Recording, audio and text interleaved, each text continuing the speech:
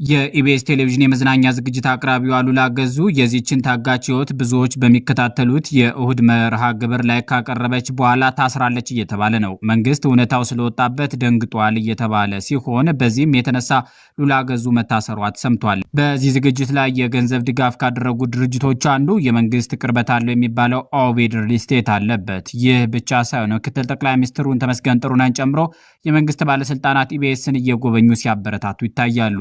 ሰሞነኛው ክስተት ከኢቢኤስ ቴሌቪዥን ባለቤቶች ኤርትራዊነት ጋር ተደማምሮ ጣቢያውን የሚያዘጋ እንዳይሆን ተፈርቷል። ምክንያቱም የኤርትራውያንና የፋኖ ጥምረት ለአብይ መንግስት ራስ ምታት ነውና። ብዙ የሚያውቅ ረዥም ዕድሜ አይኖርም የሚባል ዓለም አቀፍ የፖለቲካ አባባል አለ። ምስጢር ስለሚያጋልጥ ይወገዳል። የብርቱካንን ሰሞነኛ የመረጃ ጎርፍ የታዘቡ በህይወት እንድትኖር ይፈቅዱላታል ወይ ብለው እየጠየቁ ይገኛሉ። ኢትዮጵያውያን የብርቱካንን ምስክርነት የሴቶች ጥቃት ብሔራዊ መሆኑን ያየንበት ነው እያሉም ነው።